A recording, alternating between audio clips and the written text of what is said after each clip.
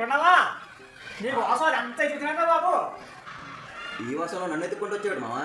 ఒరేడు రేపు NTR cinema release అంట. ఏంటి ఓడి సినిమా? అలాంటిది లేదే. ఉందరా, రేపు మా ఎన్టీఆర్ సినిమా రిలీజ్ ఉంది. రేపు junior NTR Devara cinema release ఉంది మామ. ఒరే ఆ సినిమా బాబు నేను అడిగింది.